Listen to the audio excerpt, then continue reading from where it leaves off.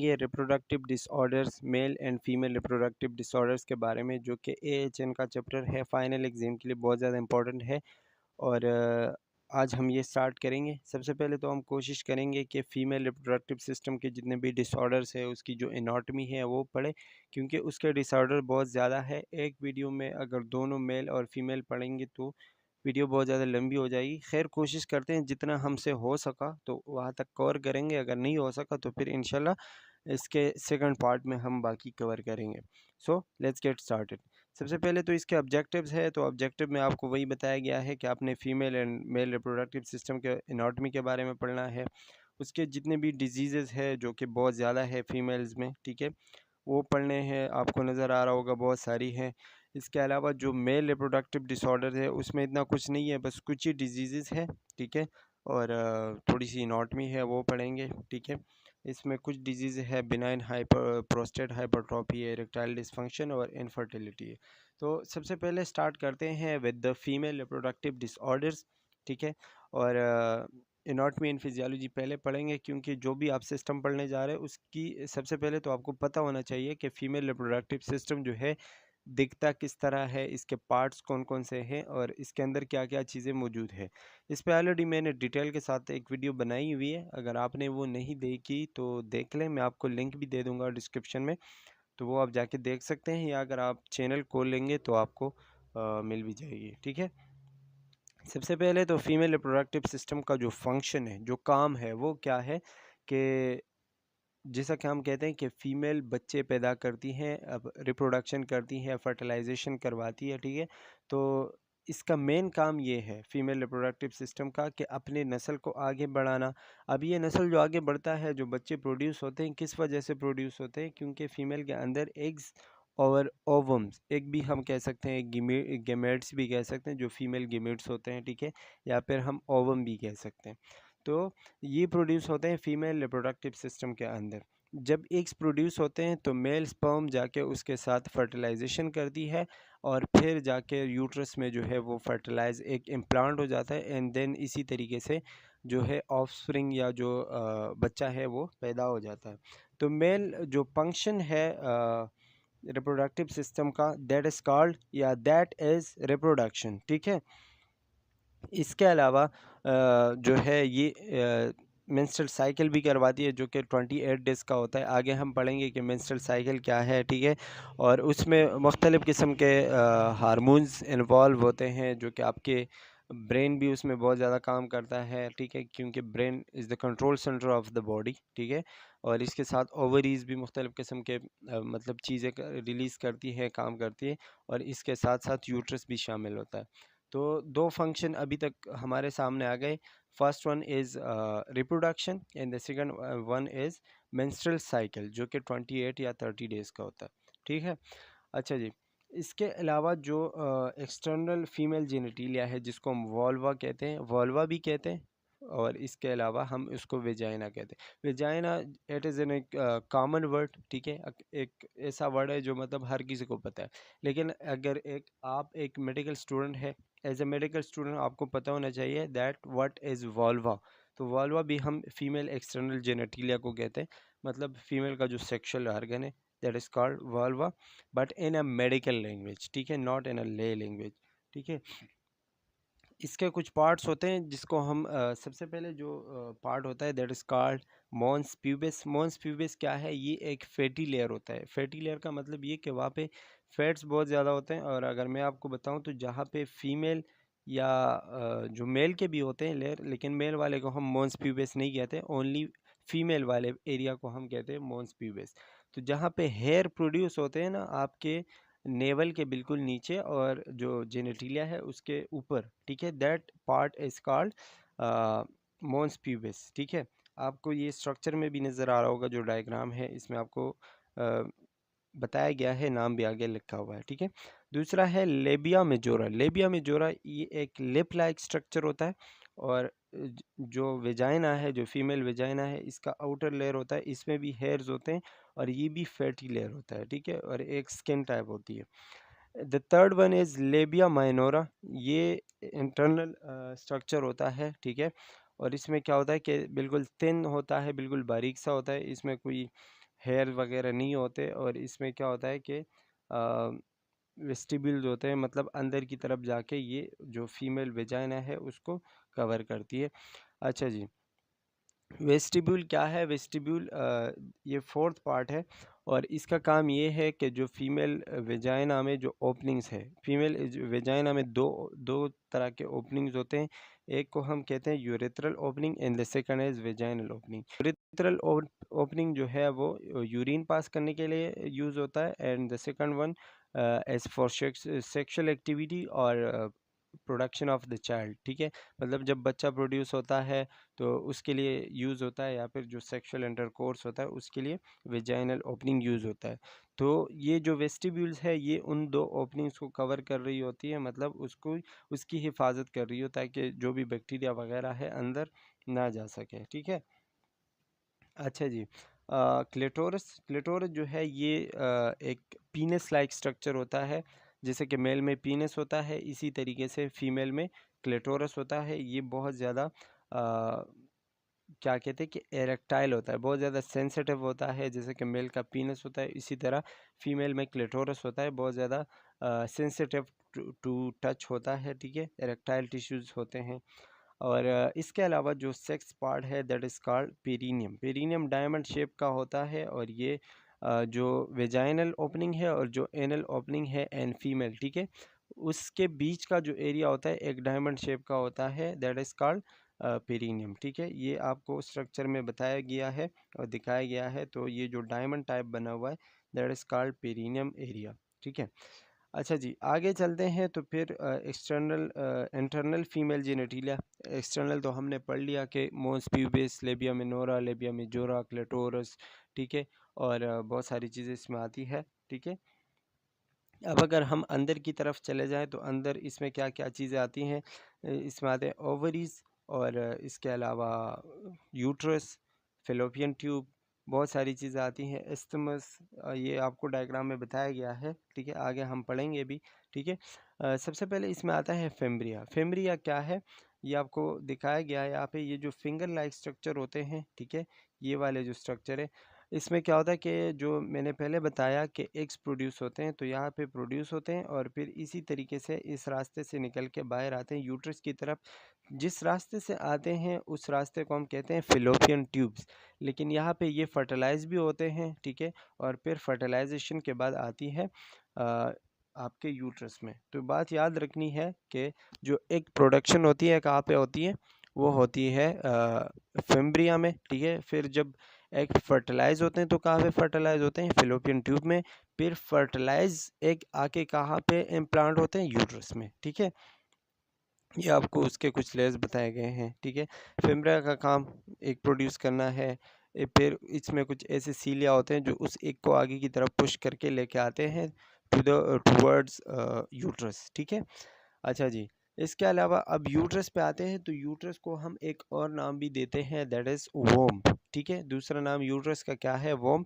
ये आपका जो रेक्टल होता है, जो रेक्टम होता है, ठीक है, और जो ब्लैडर होता है फीमेल में, रेक्टम और ब्लैडर के बीच में पाया जाता है। ब्लैडर के पीछे और रेक्टम के आगे। ठीक है, ये अंदर से हॉलो होता है, मतलब बिल्कुल खाली होता है, थिक वॉल होता है, बिल्कुल खोखला।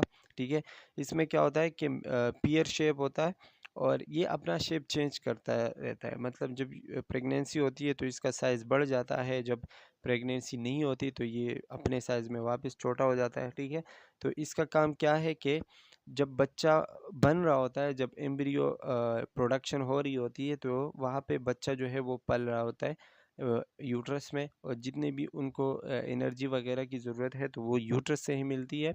और माँ के पेट का जो एरिया है जहाँ पे बच्चा प्रोड्यूस हो रहा है दैट इज़ कॉल्ड यूट्रस, या फिर आप वोम भी कह सकते हो। ठीक है, अच्छा जी, जो अब आते हैं मेन जो हमारे पास है यूट्रस, उसके कुछ पार्ट्स पढ़ते हैं। सबसे पहले उसमें आती है बॉडी। यूट्रस की बॉडी जो मेन स्ट्रक्चर है, ठीक है, जो बड़ा पार्ट है that is called major part या बॉडी आप कह सकते हो। दूसरा है फंडस। ठीक है, इसके अलावा है एस्थमस और सर्विक्स। बॉडी जो है, ये जो मेन स्ट्रक्चर है जो सबसे बड़ा है दैट इज़ कॉल्ड बॉडी। ठीक है, दूसरा है फंडस, ऊपर जो सर का हिस्सा है, ठीक है, इसको हम कहते हैं फंडस। और जहाँ पे फिलोपियन ट्यूब आके इस यूट्रस के साथ मिल जाते हैं दैट इज़ कॉल्ड एस्थमस, ठीक है। और वेजाइनल ओपनिंग की तरफ से जो ओपनिंग है, ठीक है, वेजाइना की तरफ से, ठीक है, जहाँ से स्पर्म इनकाउंटर होता है यूट्रस के अंदर, तो उसको हम क्या कहते हैं, सर्विक्स कहते हैं, ठीक है। कैविटी ऑफ यूट्रस जो है मतलब आमतौर पर ये छोटी होती है, जो कैविटी इसके अंदर होती है, लेकिन जब प्रेगनेंसी हो जाती है तो फिर इसका साइज़ भी बड़ा हो जाता है, ठीक है। फिर इसके अंदर दो सर्वाइकल कैनाल होते हैं, एक एक्सटर्नल होता है, एक इंटरनल होता है, ठीक है। और ये भी मुख्तलिफ़ किस्म के मतलब म्यूकस वगैरह प्रोड्यूस कर रहे होते हैं और अपना काम करते हैं। और सर्विक्स का काम ये है कि ये वेजाइना को यूट्रस के साथ कनेक्ट करता है, ठीक है। अच्छा जी, यूट्राइन वाल पे आते हैं। यूट्राइन वाल जो है मतलब यूट्रस के जो वाल्स होते हैं ये 3 लेयर्स पर मुश्तमिल होता है, जिसमें जो आउटर लेयर है उसको हम पेरीमेट्रियम, ठीक है, जो आउटर मेम्ब्रेन है। दूसरा मेम्ब्रेन जो मिडल लेयर है उसको हम मायोमेट्रियम कहते हैं, and the third layer is endometrium. अब इसमें आपको एमसीक्यूज़ के हवाले से या पेपर के हवाले से ये बात याद रखनी है कि यूट्रस का कौन सा लेयर कहाँ पे वाक़या है। जैसे कि पेरीमेट्रियम है तो it is the outer layer, inner layer आपने नहीं चूज़ करना। अक्सर पेपर में ऐसा ऐसा आता है कि आपको ऑप्शन दिए गए हैं, उसमें इनर लेयर, आउटर लेयर और मिडल लेयर बताया गया है, ऊपर आपको कोई भी नाम दिया गया होगा तो इसमें बंदा कंफ्यूज हो जाता है। तो कंफ्यूज नहीं होना, ये जो है याद होना चाहिए, आउटर लेयर कौन सा है, मिडल कौन सा है और इनर कौन सा है, ठीक है। अच्छा जी, अब आते हैं स्ट्रक्चर ऑफ ओवरी पे। तो ये ओवरी का एक स्ट्रक्चर है। ओवरी क्या होता है, जहाँ से एग प्रोड्यूस होता है, ये भी याद रखने वाला पॉइंट है। एग्स कहाँ से प्रोड्यूस होते हैं, फीमेल का बॉडी में, ओवरी से, ठीक है। फिर इसका आपको स्ट्रक्चर बताया गया है। इसमें जो सबसे पहला कैप्सूल आपको बताया गया है। कैप्सूल का मतलब ये कि जिस लेयर में ये ओवरी अंदर बंद है, ठीक है, जो बाहर का सबसे बाहर का जो लेयर है इसको हम कहते हैं ट्यूनिका एल्बुजिनिया। नाम आपको दिखाए गए हैं, बताए गए हैं, तो ये आप देख सकते हैं, पढ़ सकते हैं, ठीक है। ट्यूनिका एल्बुजिनिया जो बाहर का लेयर है जिसके अंदर ये सारा मैट्रिक्स जो है वो क्लोज हुआ हुआ है, इसको हम ट्यूनिका एल्बुजिनिया कहते हैं।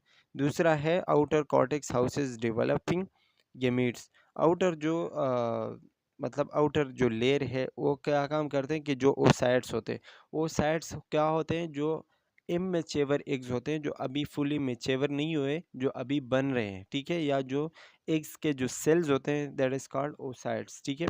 तो उनको वहाँ पे मतलब अपने पास रखते हैं, उनको मेच्योर करते हैं, ठीक है। आउटर कॉर्टेक्स का यही काम है। और इंटर मेडुला जो है, inner medulla is a loose connective tissue with largest vessel and nerves. Inner medulla जो है इसमें बहुत ज़्यादा कनेक्टिव टिश्यूज़ होते हैं, नर्व्स होते हैं, जो कि क्या करते हैं, यहाँ पे न्यूट्रिएंट्स वगैरह लेके आते हैं, नरिशमेंट लेके आते हैं, और जो फिम्ब्रिया है उसको फीड करती है, या फिर उसको जितनी भी एनर्जी की ज़रूरत है एग्स प्रोड्यूस करने के लिए वो काम करती हैं, ठीक है। अच्छा, अब आते हैं ओवेरियन साइकिल पे। ओवेरियन साइकिल, या फिर मैंने आपको बता दिया जो मेंस्ट्रुअल साइकिल होता है 28 डेज़ का, ठीक है, वो पढ़ते हैं। जो 28 डेज़ का जो साइकिल है इसमें जो सबसे पहला फेज़ आता है उसको हम कहते हैं फॉलिकुलर फेज़, और ये होता है 14 डेज़ का, ठीक है। मतलब 14 डेज़ का होता है, लेकिन कभी कभी चेंज भी होता रहता है, वेरिएबल है, ज़रूरी नहीं है कि 14 डेज़ का ही हो। इसमें क्या होता है कि एग्स बन रहे होते हैं, ठीक है। जब एक फीमेल का मेंस्ट्रुअल साइकिल ख़त्म हो जाता है तो जो नेक्स्ट 14 डेज़ है after the ending of menstrual cycle, ठीक है, तो उस 14 दिन में क्या होता है कि नेक्स्ट जो एग्स बन रहे होते हैं उन्हीं 14 दिन में बनते हैं, ठीक है। ज़रूरी नहीं है कि 14 दिन हो, किसी के 10 दिन में भी बन जाते हैं, 12 दिन में भी बन जाते हैं, या फिर 15-16 दिन में भी बन जाते हैं, ठीक है। वेरिएबल है, मतलब चेंज होता रहता है, लेकिन जो एवरेज डेज़ हमने निकाले हैं दैट इज़ 14 डेज़, ठीक है। इसमें एक किस्म के हार्मोन्स रिलीज़ होते हैं जिसको हम FSH कहते हैं, फॉलिकल स्टिमुलेटिंग हार्मोन, ठीक है। ये क्या करते हैं कि फॉलिकल्स को स्टिमुलेट करते हैं, जहाँ से एग्स प्रोड्यूस होते हैं ना उस चीज़ को एक्टिव करते हैं, स्टिमुलेट करते हैं, ठीक है। एस्ट्रोजन प्रोड्यूस करते हैं। एस्ट्रोजन जो है ये एक फीमेल हार्मोन है, ठीक है। इसके अलावा ओवलेशन, ओवलेशन का मतलब होता है कि 14 दिन गुजर गए, अब क्या हुआ कि एक तैयार हो गई और एक प्रोड्यूस हो गई, वो आ गई फेलोपियन ट्यूब में, इसको हम क्या कहते हैं, ओवलेशन। अच्छा, अब ये जो एग बाहर की तरफ आते हैं उसको हम क्या कहते हैं? या वो किस हार्मोन के थ्रू होता है? एलएच हार्मोन, ल्यूटिनाइजिंग हार्मोन जिसको हम कहते हैं, ठीक है? एग फॉलिकल से बाहर आता है और इस प्रोसेस को हम कहते हैं ओवुलेशन, ठीक है? और ये egg abdominal cavity effect of by fimbria और फैलोपियन ट्यूब। फिम्ब्रिया मैंने बताया था कि फिम्ब्रिया से एग्स प्रोड्यूस होते हैं, मतलब प्रोड्यूस तो ओवरी के अंदर होते हैं, लेकिन फिम्ब्रिया उस चीज़ को बाहर निकालती है। तो ओवलेशन फेज़ के अंदर एग फिम्ब्रिया तक आ जाता है और फिम्ब्रिया उसको फिर जाते हैं देता है उसको फिलोपियन ट्यूब को, ठीक है? अच्छा जी, इसके बाद आता है आपका ल्यूटल फेज़। ल्यूटल फेज़ क्या है? पोस्ट ओवुलेटरी फेज़ 14 डेज़, मतलब ये 14 दिन के बाद होता है, ठीक है? Corpus luteum develops from exploded follicle. Corpus luteum जो है, जो फॉलिकल ख़राब हो चुका है, जो एक्सप्लोड हो चुका है, उससे कार्पस लूटियम प्रोड्यूस होता है। Produce progesterone as well as oestrogen. और इसमें क्या होता है कि प्रोजेस्टेरॉन और एस्ट्रोजन भी बन रहे होते हैं किस चीज़ से? कार्पस लूटियम से, ठीक है? ये याद रखने वाला पॉइंट है। Progesterone stimulate uterus to be ready for baby. अब प्रोजेस्टेरॉन क्या काम करता है? प्रोजेस्टेरॉन का मेन फंक्शन ये है कि ये जाके यूट्रस को तैयार करता है, रेडी करता है कि यहाँ पे अब एग आएगा और आपने रेडी होना है इम्प्लांटेशन के लिए, ठीक है? जब यूट्रस रेडी होता है तो किस हार्मोन के ज़रिए? प्रोजेस्टेरॉन के ज़रिए। If no pregnancy, corpus luteum degenerates into corpus albicans, ठीक है? अगर मतलब एक फ़ीमेल है जो कि मैरिड नहीं है और उसका जो है यूट्रस तैयार है बेबी के लिए, लेकिन प्रेगनेंसी नहीं हुई, ठीक है? स्पर्म नहीं मिला उसको, तो क्या होता है कि प्रेगनेंसी नहीं होती, तो यूट्रस जो कि ऑलरेडी तैयार हो चुका है प्रेगनेंसी के लिए या बेबी के लिए, तो ज़ाहिर-सी बात है उसको स्पर्म नहीं मिलेगा, बेबी नहीं आएगा, तो यूट्रस ख़राब होगा, तो वो लेयर क्या होता है? शेड होना शुरू हो जाता है। तो जब वो शेड होता है तो वो फिर बाहर निकलना शुरू हो जाता है through vagina, and that is called menstrual cycle. तो इसी तरीके से पूरे 28 दिन का साइकिल कंप्लीट हो जाता है। 28 दिन में क्या होता है कि पहले 14-15 दिन फीमेल के अंदर एग प्रोड्यूस होते हैं, फिर 6-7 दिन क्या होता है कि ओवलेशन पीरियड होता है। ओवलेशन पीरियड मतलब अगर उस दौरान फीमेल को स्पर्म मिल गया तो बिल्कुल मतलब विद इन अ सेकंड वो जाके एक के साथ मिलेगा, मतलब 15 से 22 डेज़ तक या 23 डेज़ तक, ठीक है? उसके साथ मिलेगा और फिर फर्टिलाइजेशन होगी, ठीक है? क्योंकि यूट्रस ऑलरेडी रेडी है फॉर द बेबी, ठीक है? और अगर फर्टिलाइजेशन नहीं हुआ, स्पर्म नहीं मिला फीमेल को, तो जो यूट्रस है वो क्या होता है कि एक्सप्लोड हो जाता है, ख़राब हो जाता है और फिर थ्रू वेजाइना बाहर आना शुरू हो जाता है। जो भी लेयर तैयार हुआ हुआ था बेबी के लिए, वो ख़राब होके बाहर निकलता है और फीमेल का जो है पीरियड्स आना शुरू हो जाते हैं। तो ये है टोटल 28 डेज़ का क्या एक ओवेरियन साइकिल या फिर एक मेंस्ट्रुअल साइकिल। आप आई होप कि आपको अच्छे से समझ आ गया होगा। अच्छा जी, आपको आपको अभी बताया जा रहा है कि जो ओवुलेशन और फॉलिकुलर फेज़ या ल्यूटरल फेज़ है, ठीक है? वो उसमें कौन-कौन से हार्मोन्स पीक पे होते हैं, कौन से कम होते हैं, तो ये आपको याद होने चाहिए क्योंकि पेपर में अक्सर ये सवालात पूछे जाते हैं। टोटल जो टाइम है इस पीरियड का या ओवेरियन साइकिल का, वो है अप्रॉक्सिमेटली 28 टू 30 डेज़, या आप कह सकते हैं कि 28 डेज़, ठीक है? इसमें जो है ओवुलेशन पीरियड में आपका ल्यूटिनाइजिंग हार्मोन जो है वो बहुत ज़्यादा क्या होता है कि मतलब हाई होता है। यहाँ इस डायग्राम में आपको नज़र आ रहा होगा, एलएच हार्मोन जो है बहुत ज़्यादा पीक पे है, बहुत ज़्यादा ऊपर गया हुआ है और एफएसएच जो है वो कम होता है, ठीक है? फॉलिकुलर फेज़ में अगर आप आते हैं तो इसमें एस्ट्रोजन कहीं पे ज़्यादा होता है, पहले मतलब 14-15 दिन तक, ठीक है? 14 दिन तक फॉलिकुलर फेज़, जैसे कि मैंने पहले बता दिया था, एस्ट्रोजन उसमें ज़्यादा होता है और फिर उसके बाद जो है क्योंकि पहले 14-15 दिन में प्रोजेस्टेरॉन कम है, तो जब प्रोजेस्टेरॉन का मैंने आपको बता दिया कि वोम को या यूट्रस है उसको रेडी करवाता है, तो फिर 14-15 दिन के बाद प्रोजेस्टेरॉन का जो सिक्रीशंस होती हैं उसका तादाद ज़्यादा हो जाता है क्योंकि वो जाके यूट्रस को तैयार करता है, ठीक है? पिट्यूटरी हार्मोन इसमें कौन सा है, ठीक है? वो है एफएसएच, स्टिमुलेटिंग हार्मोन, मतलब फॉलिकल्स को स्टिमुलेट करते हैं, एग्स प्रोड्यूस करवाते हैं और ल्यूटिनाइजिंग हार्मोन है, ठीक है? ओवेरियन हार्मोन्स कौन कौन से हैं, मतलब ओवरी में जो काम करते हैं या फिर फीमेल रिप्रोडक्टिव सिस्टम में जो काम करते हैं, that is oestrogen and progesterone, ठीक है।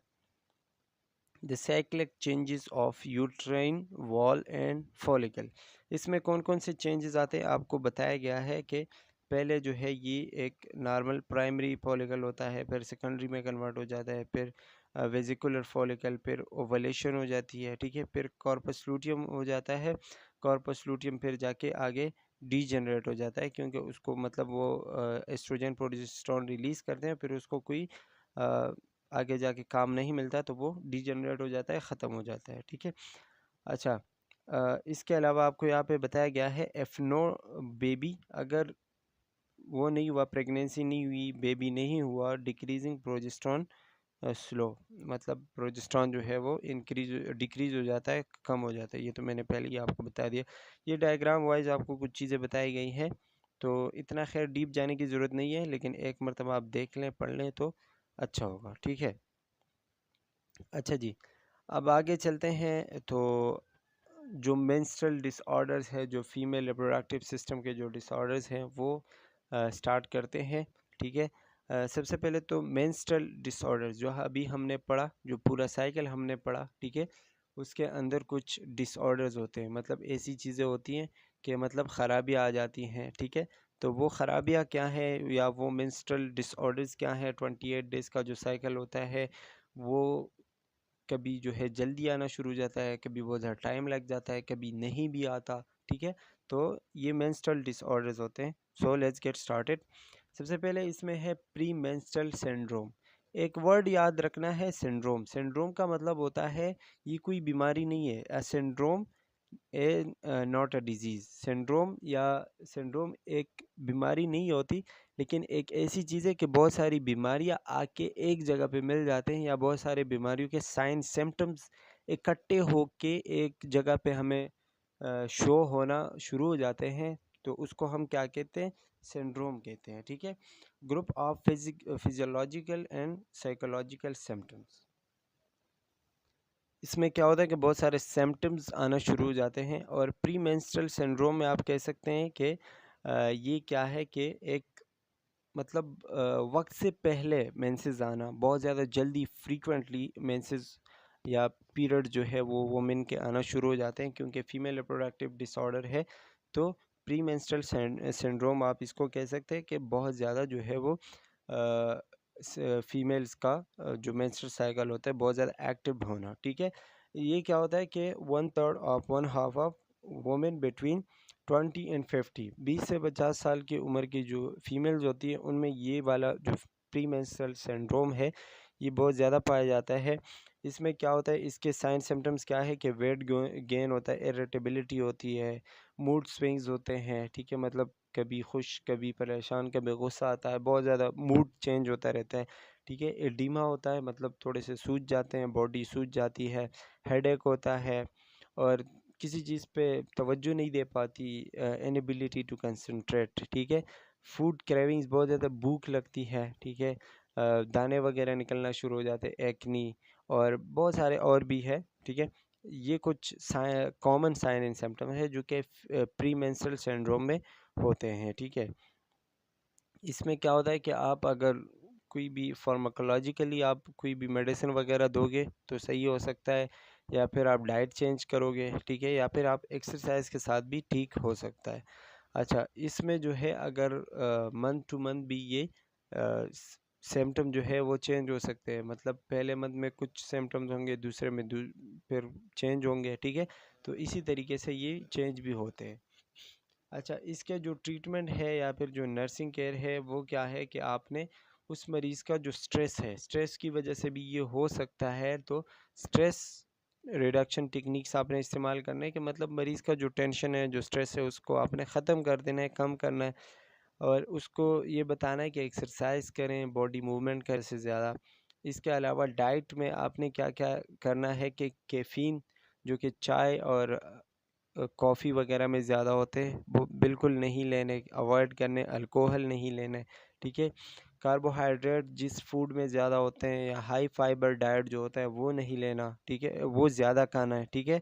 रिड्यूस साल्ट इनटेक, नमक जो होता है बहुत ज़्यादा कम इस्तेमाल करना है, और विटामिन B12 जो होते हैं, ठीक है, जो कि हमारे बॉडी के लिए बहुत ज़्यादा इम्पोर्टेंट होता है, और स्पेशली फ़ीमेल के लिए कैल्शियम और मैग्नीशियम, ये विटामिन B12, कैल्शियम और मैग्नीशियम, ये चीज़ें ज़्यादा लेनी है, ठीक है, ये डाइट थेरेपी में आता है। इसके अलावा अगर आप इसका ट्रीटमेंट करोगे तो ड्रग थेरेपी, मतलब आप मेडिसिन कौन कौन से दोगे, तो सेरोटोनिन री अपटेक इनहिबिटर्स दोगे, मतलब वो चीज़ें दोगे जो सेरोटोनिन को लेवल को जो है वो इंक्रीज़ करे। प्रोजेक, जोलोफ्ट, आपको ये डायरेटिक्स का बताया गया है कि ये चीज़ें आप दे सकते हो। ये सारी ड्रग्स है तो ये आप पढ़ लें। प्रोस्टाग्लैंडिन इनहिबिटर है, एंटी डिप्रेसेंट्स है, एंटी एंजाइटी है, ठीक है, तो ये ड्रग्स आप दे सकते हैं। Number second disease is dysmenorrhoea. Dysmenorrhoea क्या है? Discomfort associated with menstruation.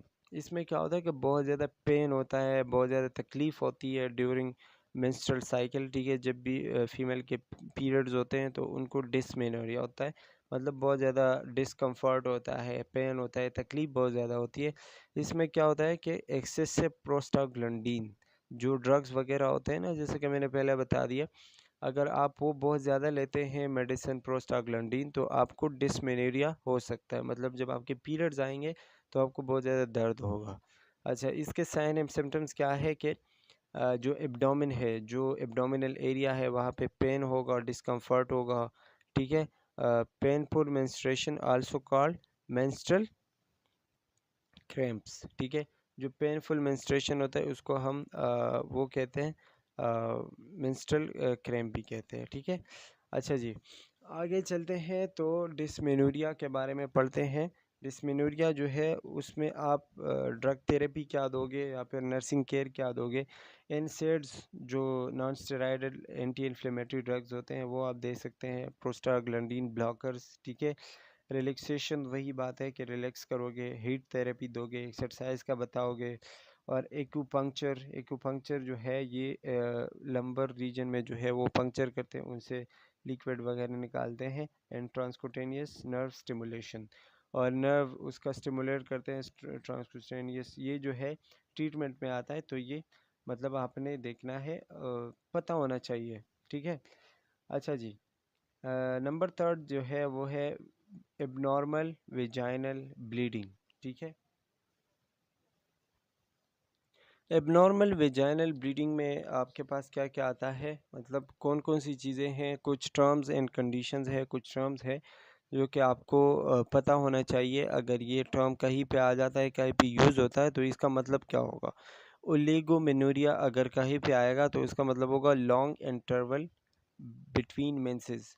Menses बहुत ज़्यादा टाइम बाद आते हैं, मतलब एक मंथ में एक बार आया तो फिर दूसरा जो है वो दो दो महीने बाद आएगा, या अगर 28 डेज़ बाद आता है तो वो 45-50 डेज़ बाद आएगा, ठीक है। इसको हम क्या कहते हैं? ओलिगोमेनोरिया कहते हैं। Number second is amenorrhoea. Amenorrhoea में एब्सेंस ऑफ मेंसेस, बिल्कुल मेंसेस नहीं आएंगे, and that is called amenorrhoea, ठीक है। Number third is menorrhagia. Menorrhagia क्या है? Prolonged menstrual bleeding. इसमें क्या होगा कि ब्लीडिंग बहुत ज़्यादा होगी, जो मेंस्ट्रुअल साइकिल में ब्लीडिंग होती है, तो मतलब अगर आम 5-6 दिन का होता है तो वो 7-8 दिन का होगा, 10 दिन का होगा, बहुत ज़्यादा ब्लीडिंग होगी। या फिर अगर 5-6 दिन का भी हो तो नॉर्मली नहीं होगी, बल्कि नॉर्मल से बहुत ज़्यादा ब्लीडिंग होगी, ठीक है। मेट्रोरेजिया क्या है? इर्रेगुलर ब्लीडिंग, कभी ब्लीडिंग आती है, कभी नहीं, कभी अचानक आना शुरू हो जाती है, इसको हम क्या कहते हैं? मेट्रोरेजिया। इर्रेगुलरी जो ब्लीडिंग होती है दैट इज़ कॉल्ड मेट्रोरेजिया। अच्छा जी, अब वेजाइनल ब्लीडिंग जो है, मतलब जो ब्लीडिंग होती है थ्रू वेजाइना, उससे क्या क्या मसले हो सकते हैं, ठीक है। इससे क्या होता है कि आपको इनीमिया होता है। इनीमिया मैंने पहले भी पढ़ाया है हेमाटोलॉजिकल डिसऑर्डर्स में, कि ब्लड डिसऑर्डर जो होते हैं, इनीमिया का मतलब ये होता है कि आपके बॉडी में ब्लड की कमी आना शुरू होगी, क्योंकि बॉडी से ऑलरेडी ब्लड ब्लीडिंग हो रही है, बहुत ज़्यादा ब्लड रिलीज़ हो रहा है बॉडी से, तो इनीमिया होगी, ठीक है। इसमें आप जो है मुख्तलिफ़ किस्म के टेस्ट करवाओगे, जिसमें CBC, HGB और HCT हेमाटोक्रिट का जो मतलब वो है तो कराओगे। असेस फॉर एक्सेसिव फटीग, अगर किसी बंदे को बहुत ज़्यादा थकावट होती है तो वो भी आपने देखना है कि कहीं इससे ब्लीडिंग तो नहीं हो रही। और वाइटल साइंस चेक करोगे। इसके अलावा provide for safety with the weak patient, और वीक पेशेंट जो होते हैं, जो बहुत ज़्यादा कमज़ोर रहते हैं, उनकी आपने सेफ्टी का ख्याल रखना है। इसके अलावा toxic shock syndrome. Toxic shock syndrome क्या है कि असेस फॉर हाई फीवर, मतलब उसमें जो है बहुत ज़्यादा हाई फीवर होगा, वोमिटिंग होगी, डायरिया, वीकनेस, मलेरिया, ठीक है, या फिर सनबर्न लाइक रेश, या फिर उसके बॉडी पे जो है बहुत ज़्यादा रेशेस वगैरह आएंगे। पेशेंट को आपने जो है ये बताना है कि सुपर एब्जॉर्बेंट, मतलब ऐसी चीज़ों से आपने दूर रहना है जो कि आपके बॉडी में एब्जॉर्ब होते हैं, या फिर जो मतलब ऐसी चीज़ें जो पैड्स होते हैं, ठीक है, जो पैड्स फीमेल यूज़ करते हैं ड्यूरिंग मेंस्ट्रुअल साइकिल, तो ऐसी चीज़ें आपने नहीं यूज़ करनी कि वो एब्जॉर्ब हो आपकी बॉडी में थ्रू वेजाइना, ठीक है, या फिर ऐसी चीज़ें नहीं आपने इस्तेमाल करनी कि ब्लड में हल हो, ठीक है, कि वो आपके बॉडी के अंदर किसी भी तरीके से चला जा सके, क्योंकि कोई भी चीज़ जो है वो टॉक्सिक हो सकती है, उसके अंदर केमिकल्स वगैरह हो सकते हैं, तो अगर आप वो इस्तेमाल करेंगे तो आपके बॉडी के अंदर वो जा सकते हैं, ठीक है। और जो भी आप पैड्स या टेम्पॉन्स जो भी आप यूज़ करते हैं, ठीक है, थ्रू ड्यूरिंग मेंस्ट्रुअल साइकिल, तो वो आपने फ्रीक्वेंटली मतलब चेंज करते रहना है, क्योंकि गंदी चीज़ आपने नहीं यूज़ करनी, उससे भी बहुत सारे मसले हो सकते हैं, ठीक है। अच्छा, इसका आपने जो है किस तरीके से इसकी वेजाइनल ब्लीडिंग की इलाज करनी है या फिर ट्रीटमेंट किस तरीके से करनी है, तो आपने ओरल कंट्रासेप्टिव्स देने हैं, मतलब ओरली आप उसको मेडिसिन दे सकते हो, या फिर बालून थर्मोथेरेपी, आप उसमें बालून वगैरह लगाते हैं तो जो भी मतलब वो होगी, ब्लीडिंग वगैरह होगी, वो उसमें आएगी। इसके अलावा मायोमेक्टमी करते हैं, मतलब मायो का मतलब होता है यूट्रस, तो यूट्रस के अंदर जाके उसका जो है जो भी मसला है उसको ठीक करने की कोशिश करते हैं, जो मतलब लेज़र या कैमरे के थ्रू आगे जाते हैं, ठीक है, तो कैमरे के थ्रू जाके देखते हैं कि क्या मसला हो रहा है, ठीक है। अच्छा जी, इसके ट्रीटमेंट के लिए हम एक और डिवाइस यूज़ करते हैं, दैट इज़ कॉल्ड रेसेक्टोस्कोप। ये क्या है? As a special type of telescope inserted inside the uterus. ये एक टेलीस्कोप टाइप होता है जिसको हम यूट्रस के अंदर इंसर्ट करते हैं। क्यों इंसर्ट करते हैं? ताकि जो भी वहाँ पे एबनॉर्मेलिटी है, जो भी ज़ख़म है या जिसकी वजह से बहुत ज़्यादा ब्लीडिंग हो रही है, व्हाटएवर, ठीक है, उस चीज़ को ख़त्म कर सके। तो ये क्या करते हैं? It has built in wire loop that uses high frequency electrical energy. इसके अंदर एक बेल टाइप चीज़ होती है जो कि बहुत ज़्यादा फ्रिक्वेंसी के साथ जो इलेक्ट्रिकल एनर्जी है वो बहुत ज़्यादा यूज़ करती हैं, ठीक है। और क्या करती है? टू कट और टू कोआगुलेट और एब्लेट टिशू, मतलब जो भी टिशू है, जो भी चीज़ अंदर इंजरी है, ट्रॉमा है, ठीक है, उसको ख़त्म करें या फिर उस चीज़ को मुकम्मल तौर पर कट करें, ठीक है, या फिर उसको ठीक करे अगर कर सकता है उसी टाइम पे, ठीक है। तो एंडोमेट्रियल एब्लेशन हम इसलिए करते हैं, मतलब उस रेसेक्टोस्कोप जो है इसलिए इंसर्ट करते हैं ताकि अंदर जो भी एबनॉर्मेलिटी है उसको हम ट्रीट कर सकें थ्रू दैट रेसेक्टोस्कोप, ठीक है। इसमें क्या होता है कि resectoscope has the advantage of being able to remove polyps. इसमें ये होता है कि जो भी पॉलिप्स है, जो भी वहाँ पे कोई भी मांस है, कोई भी चीज़ है जिसकी वजह से ब्लीडिंग हो रही है, तो उसको रिमूव करने की सलाहियत रखता है ये resectoscope. And some fibroids at the time of ablation, जो भी फेब्राइड है, जो भी वहाँ पे कोई भी एबनॉर्मल चीज़ है, उसको ख़त्म करने की सलाहियत रखता है, मतलब उसको ख़त्म कर सकता है। तो ये भी एक ट्रीटमेंट में आता है, एंडोमेट्रियल एब्लेशन, जिसमें हम रिसेक्टोस्कोप यूज़ करते हैं, इंसर्ट करते हैं टू द यूट्रस, ठीक है। याद रखने वाला पॉइंट है ये। अच्छा जी, the next disorder in the menstrual cycle is, या मेंस्ट्रुअल डिसऑर्डर जो है उसमें जो नेक्स्ट है that is called menopause. Menopause आप कह सकते हैं सीज़ेशन ऑफ मेंसेस, मतलब जब फीमेल होती है एक एज तक पहुंच जाती है, अबाउट 40 या 45 या कुछ के 50 तक भी चले जाते हैं, ठीक है। उसके बाद उनके जो मेंसेस होते हैं, जो मेंस्ट्रुअल साइकिल होते हैं, वो आना बंद हो जाते हैं और उनके पीरियड्स जो है वो स्टॉप हो जाते हैं। That condition is called menopause. उसके आगे फिर वो मतलब फर्टाइल नहीं होते, बच्चे नहीं प्रोड्यूस कर रहे होते क्योंकि उनके अंदर एग्स नहीं प्रोड्यूस होते, ठीक है। तो उसको हम क्या कहते हैं, मेनोपॉज। इसमें क्या होता है कि decrease in the production of oestrogen and progesterone. जो फीमेल हार्मोन्स होते हैं एस्ट्रोजन और प्रोजेस्टेरोन, उनकी कमी आ जाती है बॉडी में, उनका प्रोडक्शन जो है वो कम हो जाता है। और ऐसा भी होता है कि मतलब खुद हो जाता है क्योंकि एज, ये एक एज रिक्वायर्ड चीज़ है, ठीक है। और अगर ऐसा नहीं होता तो फिर कुछ लोग इसको सर्जिकली भी बंद कर देते हैं, मतलब वो बच्चे नहीं पैदा करना चाहते और या फिर मतलब किसी भी वजह से, ठीक है, तो वो सर्जिकली उसको बंद कर देते हैं, ठीक है, अपने एस्ट्रोजन और प्रोजेस्टेरोन की प्रोडक्शन को बंद कर देते हैं, ठीक है। तो उनका मीनोपॉज स्टार्ट हो जाता है और फिर वो मेंस्ट्रुअल साइकिल नहीं होती उनका। तो एस्ट्रोजन और प्रोजेस्टेरोन की प्रोडक्शन की कमी को या फिर आप सर्जिकली इंड्यूस करोगे। सिंपल आप ये कह सकते हो the cessation of menstrual cycle of menses, मतलब मेंसेस का ना आना।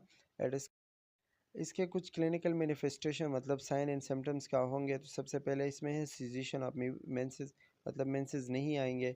दूसरा है ओकेजनल वेजोमोटर सिम्टम्स। वेजोमोटर मतलब ऐसा होता है कि बहुत ज़्यादा नाइट स्वेटिंग होगी, बहुत ज़्यादा रात को जो है वो पसीने वगैरह आएंगे बहुत ज़्यादा, ठीक है।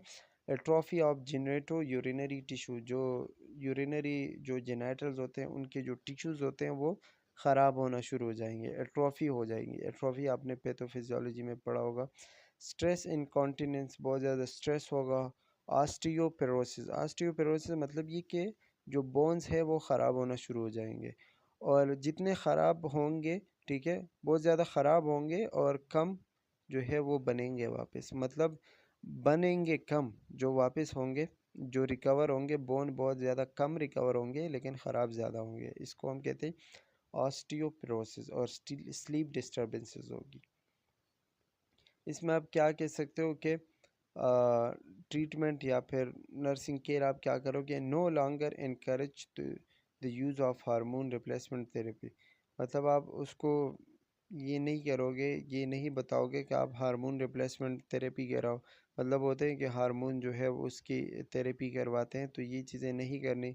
Related to increase in risk for development of breast cancer, या इससे क्या होता है कि आपको ब्रेस्ट कैंसर हो सकती है, या फिर स्ट्रोक हो सकता है, हार्ट डिजीज़ हो सकती है, या डीवीटी, ठीक है, और पल्मोनरी एम्बोली, मतलब जो पल्मोनरी वेन्स होते हैं, ठीक है, एम्बोली मतलब वहाँ पे स्टक हो सकते हैं, वहाँ पे कोई भी रुकावट आ सकती है, ठीक है, और मतलब वो बंद हो सकते हैं आपके वेन्स वगैरह। एंटी डिप्रेसेंट्स आप ड्रग्स हो गए, सेलेक्टिव एस्ट्रोजन रिसेप्टर मॉड्यूलेटर, जो एस्ट्रोजन रिसेप्टर्स होते हैं, जो एस्ट्रोजन रिसेप्टर को मॉड्यूलेट करते हैं, एक्टिवेट करते हैं, उस तरीके के आप उनको ड्रग्स दोगे, जिसमें रिलैक्सी फेन के बारे में बताया गया है, ठीक है, एवेस्टा के नाम से आते हैं। और बाईफास्फोनेट्स, बाईफास्फोनेट में भी आप एसिटेनॉल और फोजेमेक्स वगैरह देते हैं, तो ये ड्रग्स हैं। बाकी आप उसमें हार्मोन रिप्लेसमेंट थेरेपी जो है वो नहीं करवाओगे, क्योंकि उससे और भी बहुत सारे मसले हो सकते हैं कि ब्रेस्ट कैंसर हो सकता है, स्ट्रोक हो सकता है, हार्ट डिजीज़ वगैरह हो सकते हैं। अच्छा जी, इसका नॉन हार्मोनल थेरेपी क्या है, कि आप उसको बताओगे कि कूल एनवायरनमेंट में रहें, ठीक है, लूज़ फिटिंग कपड़े पहने, ज़्यादा टाइट कपड़े नहीं पहने, मॉइस्चराइजिंग सूप और लोशंस का इस्तेमाल करें, ठीक है, हेल्दी डाइट लें जिसमें विटामिन डी ज़्यादा हो, क्योंकि आपके ऑलरेडी बोन्स, मैंने बताया कि बोन्स ख़राब होंगे, ठीक है, तो बोन्स को भी रिकवर करना है तो आपने विटामिन डी लेना है, ठीक है। इसी तरह विटामिन्स और मिनरल्स बहुत ज़्यादा लेने हैं और साथ साथ में एक्सरसाइज करना है, ठीक है। ये कुछ चीज़ें होती है जो मेनोपॉज में मतलब हेल्पिंग साबित हो सकते हैं। अच्छा जी, the next disease is about pelvic inflammatory diseases. Pelvic inflammatory diseases भी बहुत सारी हैं, तो चलते हैं और पढ़ते हैं। इसमें क्या होता है कि सिंपल आपने ये याद रखना है कि पेल्विक पेल्विक इन्फ्लेमेटरी डिजीज़ेस में होता क्या है। तो it is the infection of uterus, fallopian tubes, ovaries and peritoneal cavity. आपके जो यूट्रस है, आपके फेलोपियन ट्यूब्स है, ओवरीज है या पेरिटोनियल कैविटी जो है, ठीक है, उनके इन्फेक्शन को हम क्या कहते हैं? Pelvic inflammatory disease. जिसमें सबसे पहले ये आपको दिखाया गया है कि किस वजह से होता है। Gonorrhoea and chlamydial infection spread of the reproductive system and to the peritoneal cavity. ये मुख्तलिफ़ किस्म के बैक्टीरिया वगैरह होते हैं जो आके आपके रिप्रोडक्टिव सिस्टम में स्प्रेड हो जाते हैं और पूरा जो आपकी पेरिटोनियल कैविटी जितनी भी है वहाँ पे फैल जाते हैं, ठीक है, और ये इन्फेक्शन वगैरह काज करवाते हैं। इसमें क्या होता है कि आप एब्डोमिनल पेन होता है, आपको फीवर होती है एंड वेजाइनल डिस्चार्ज, मतलब वेजाइना से डिस्चार्ज होता है। और डायग्नोज क्या होता है कि वेजाइनल कल्चर करवाते हो, मतलब सेल्स वगैरह लेके आप देखते हो कि इनके अंदर कौन से बैक्टीरिया वगैरह पाए जाते हैं। अच्छा जी, इसमें जो है आप कॉम्प्लिकेशंस पे आओगे तो सेप्टिक शॉक। कॉम्प्लिकेशन इसके बहुत सीवियर है, जिसमें सेप्टिक शॉक आता है। सेप्टिक शॉक मतलब कि बहुत ज़्यादा सेप्सिस की वजह से, गंदगी की वजह से, या किसी जगह पे बहुत ज़्यादा बैक्टीरिया वगैरह जमा हुआ है, ठीक है, उसकी वजह से उस जगह को ब्लड सप्लाई सही नहीं हो पाती, और ब्लड सप्लाई सही नहीं होगी तो ऑक्सीजन नहीं मिलेगा। तो जब ऑक्सीजन नहीं मिलेगा तो वो आर्गन जो है फेलियर की तरफ जा सकता है। तो मतलब जहाँ पे भी सेप्सिस बहुत ज़्यादा हो तो आपको सेप्टिक शॉक हो सकता है, जिसमें आपको ऑक्सीजन नहीं मिलेगा, आपकी ब्लड की कमी वहाँ पे होगी, ठीक है, तो वो ऑर्गन फेलियर की तरफ जा सकता है, and that is called septic shock. Infertility क्या होगा कि आपके बच्चे नहीं प्रोड्यूस होंगे, बच्चे पैदा नहीं होंगे, ये भी एक कॉम्प्लिकेशन है जो कि बहुत ज़्यादा सीवियर कॉम्प्लिकेशन है। एक्टोपिक प्रेगनेंसी भी हो सकती है। एक्टोपिक प्रेगनेंसी का मतलब ये कि आमतौर प्रेगनेंसी होती है यूट्रस में, कि यूट्रस में जाके बच्चा प्रोड्यूस होता है, फर्टिलाइजेशन फिलोपियन ट्यूब में हो जाती है और बच्चा फिर आके यूट्रस में इम्प्लांट हो जाता है। लेकिन एक्टोपिक प्रेगनेंसी में ऐसा नहीं होता है। एक्टोपिक प्रेगनेंसी में बच्चा यूट्रस के बजाय कहीं और फर्टिलाइज होना शुरू हो जाता है, जैसे कि फिलोपियन ट्यूब में आके बच्चा प्रोड्यूस होना शुरू हो जाता है, बनना शुरू हो जाता है। तो वो बच्चा नहीं प्रोड्यूस हो पाता, क्योंकि वो जगह बहुत कम है, बहुत नैरो है, बहुत तंग जगह है, तो वहाँ पे बच्चा नहीं प्रोड्यूस होता और प्रेगनेंसी ख़राब हो जाती है। तो ये एक्टोपिक प्रेगनेंसी हम इसको कहते हैं। अच्छा जी, इसके अलावा जो ट्रीटमेंट या आप नर्सिंग केयर दोगे तो ड्रग दोगे, फोर्स फ्लूइड्स दोगे बहुत ज़्यादा, ठीक है, क्योंकि वहाँ पे ऑलरेडी उस जगह को वॉश करने की ज़रूरत है, तो फ्लूइड आप ज़्यादा दे सकते हो। हीट दोगे, हीट टू एब्डोमेन, और सेट्स बाथ। सेट्स बाथ आपने पढ़ा होगा, सेट्स बाथ लेना है या फिर एब्डोमेन को गर्म रखना है। पेशेंट टीचिंग, पेशेंट को आपने ये बताना है कि आपने अपने आप को इन्फेक्शन से बचाना है, गंदी चीज़ों से बचाना है, पैड्स गंदे वगैरह इस्तेमाल नहीं करने, जो भी आप ड्यूरिंग मेंस्ट्रुअल साइकिल जो भी चीज़ इस्तेमाल करते हो साफ़ इस्तेमाल करनी है, ताकि आपको इन्फेक्शन के ख़तरात कम हो। अच्छा जी, the next disease is endometriosis. Endometriosis क्या है कि आपके जो यूट्रस के जो मसल्स होते हैं या जो टिश्यूज़ होते हैं, वो यूट्रस से निकल के किसी और जगह तक पहुंच जाए, ठीक है, मतलब यूट्रस का साइज़ या यूट्रस के मसल का साइज़, यूट्रस के टिश्यूज़ इतने इंक्रीज़ हो जाए साइज़ में कि वो यूट्रस के बाहर आने लग जाए, ठीक है, दैट इज़ कॉल्ड एंडोमेट्रियोसिस। याद रखने वाली बात है ये कि यूट्राइन कैविटी के जितने भी टिश्यूज़ है वो एंडोमेट्रियम से, या एंडोमेट्रियम लेयर जो हमने पढ़ा था, ठीक है, जो अंदर का लेयर होता है, ठीक है, वो बाहर की तरफ आने लग जाए और उसके जो टिश्यूज़ है वो यूट्रस के बाहर आने लग जाए, दैट इज़ कॉल्ड एंडोमेट्रियोसिस, ठीक है। अच्छा जी, एंडोमेट्रियोसिस के साइन सिम्टम्स क्या होंगे? आपको कैसे पता चलेगा कि किसी मरीज़ को एंडोमेट्रियोसिस हो सकता है? तो आपको क्या होगा कि डिस्मेनोरिया होगा, मतलब ड्यूरिंग मेंस्ट्रुअल साइकिल उनको बहुत ज़्यादा तकलीफ़ होगी, बहुत ज़्यादा पेन होगा, ठीक है। पेल्विक पेन होगा, पेल्विक एरिया जो है वहाँ पे पेन बहुत ज़्यादा होगा। डिस्परयूनिया, डिस्परयूनिया का मतलब ये होता है कि ड्यूरिंग सेक्सुअल इंटरकोर्स उनको बहुत ज़्यादा पेन होगा, पेनफुल सेक्सुअल इंटरकोर्स होगा, ठीक है, कोई प्लेजर वगैरह नहीं आएगा। डिसयूरिया होगा, मतलब यूरिन पास करते वक्त बहुत ज़्यादा पेन होगा, इनफर्टिलिटी होगी। इनफर्टिलिटी मतलब कि बच्चे नहीं प्रोड्यूस होना, ठीक है, जिनके बच्चे नहीं होते उनको हम इनफर्टाइल कहते हैं। चॉकलेट सिस्ट इन ओवरीज, और ओवरीज जो होते हैं वहाँ पे सिस्ट बन जाएंगे, मतलब मासेस बनना शुरू हो जाएंगे, वहाँ पे ब्लॉकेज आना शुरू हो जाएगा।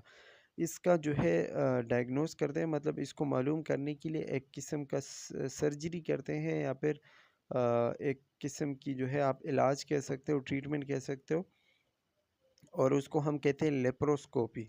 लेप्रोस्कोपी क्या है कि ये एक किस्म की सर्जरी है जो कि डॉक्टर करते हैं, सर्जन करते हैं, और इसमें एब्डोमिनल एरिया का जो है बहुत ज़्यादा वो कट नहीं करते, मतलब बिल्कुल थोड़े से जगह के थ्रू, जैसे कि नीडल लाइक या की जितना एक चाबी होती है ना, उतना ही उसमें सुराख करते हैं और अंदर जाते हैं किसी भी मशीन के थ्रू, ठीक है, और वहाँ पे अपना जो भी मतलब मसला हो वो देखते हैं। इसमें बात याद रखने वाली ये है कि लेप्रोस्कोपी में डॉक्टर एब्डोमेन को बहुत ज़्यादा कट नहीं करते, लेकिन एक छोटे से होल के थ्रू अंदर जाते हैं, ठीक है। अच्छा जी, जो नेक्स्ट हमारे पास है वो है endometriosis medication that help and treatment. इसमें आप कौन कौन से मेडिसिन दे सकते हो वो आपको बताया गया है। आइबुप्रोफेन दे सकते हो, ओरल कंट्रासेप्टिव दे सकते हो, ठीक है, और ये सारे आपको मेडिसिन बताए गई हैं, तो ये आप देख सकते हैं और याद रखना चाहते हैं तो अच्छी बात है।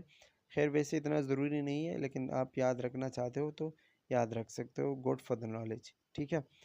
Moving to the next slide, और इसमें अभी आपको इंडोमेट्रियोसिस के उसके बारे में बताया गया है, ट्रीटमेंट के बारे में। तो इसमें आप सर्जिकल थेरेपी करवा सकते हो, और वही लेप्रोस्कोपी के थ्रू करते हैं। लेप्रोस्कोपी लेज़र सर्जरी करते हैं या लेप्रोटोमी करते हैं। लेप्रोटोमी क्या होता है, वही चीज़ है कि एब्डोमेन के अंदर थ्रू लेप्रोस्कोपिक, मतलब एक लेज़र लाइट होता है उसके ज़रिए जाते हैं अंदर। Used in women who desire to bear children, और ये किस वुमेन में करते हैं ज़्यादातर, जिसमें मतलब उन वुमेन में करते हैं जो चाहते हैं कि मेरे बच्चे पैदा हो, ठीक है, तो वो ज़्यादातर ये सर्जरी करवाते हैं जिसको हम लेप्रोस्कोपी कहते हैं। और इसके अलावा एंडोमेट्रियोसिस में एक और भी सर्जरी आती है जिसको हम हिस्टेरेक्टोमी कहते हैं। हिस्टेरेक्टोमी उस फीमेल में की जाती है जहाँ पे वो नहीं चाहते कि मेरे और बच्चे हों, ठीक है, मतलब उनके काफ़ी बच्चे हो चुके हैं या एक दो हो चुके हैं, और वो अभी नहीं चाहते कि वो आगे वो प्रेग्नेंट हो, ठीक है, तो वो जाके ये हिस्टेरेक्टोमी करवाते हैं। हिस्टेरेक्टोमी में क्या होता है कि वो मतलब अपने उस एंडोमेट्रियोसिस या अपने यूट्रस को बंद कर देते हैं ताकि जाके वो आगे प्रेग्नेंट ना हो, ठीक है, तो दो तरीके के वो सर्जरीज़ वगैरह करवाते हैं। अच्छा जी, इसमें आपको फिर आगे कुछ क्वेश्चंस बताए गए हैं। Which of these diagnostic measure is used in most often to confirm the diagnosis of endometriosis. Endometriosis जब आप करते हो, ठीक है, तो आप मतलब जब आप किसी मरीज़ आपका किसी कोई मरीज़ आता है आपके पास और आप उसका एंडोमेट्रियोसिस कंफर्म करना चाहते हो या उसका डायग्नोज करना चाहते हो, तो इसमें आप क्या क्या कौन सा वो करोगे, मतलब इकदाम उठाओगे। सीबीसी कराओगे या एक्सप्लोरेटरी लेप्रोस्कोपी कराओगे, बायोप्सी कराओगे, एब्लेशन कराओगे। तो ज़ाहिरी बात है लेप्रोस्कोपी मैंने आपको अभी बता दिया, तो आप डी का ऑप्शन चूज़ करोगे जिसमें डी है एक्सप्लोरेटरी लेप्रोस्कोपी। आगे भी जो है इसी तरीके के आपको वीडियोस और उसके लिंक्स बताए गए हैं। खैर इसका इस पीपीटी का भी लिंक मैं शेयर कर लूँगा, तो या मैं आपको सेंड भी कर दूँगा, ठीक है, ग्रुप हमारा जो बना हुआ है, ठीक है, तो उसमें आप ये देख सकते हैं। इस लाइन पे इस लिंक पे आप क्लिक करोगे तो आपको बहुत सारी मतलब ट्यूटोरियल्स और वीडियोस मिल जाएंगी जो कि हेल्पफुल होंगी आपके नॉलेज में इजाफे के लिए। सो दैट्स ऑल फॉर टुडे। आगे जाके जो भी डिजीज़ रहती हैं, अभी ये ख़त्म नहीं हुआ है फीमेल्स का, वो हम इंशाल्लाह डिस्कस करेंगे, और पार्ट 2 में इंशाल्लाह बाकी फीमेल्स के डिजीज़ पढ़ेंगे, फिर मेल के भी पढ़ेंगे। So that's all for today, and I hope you like the video. Thanks for watching, take care, bye bye.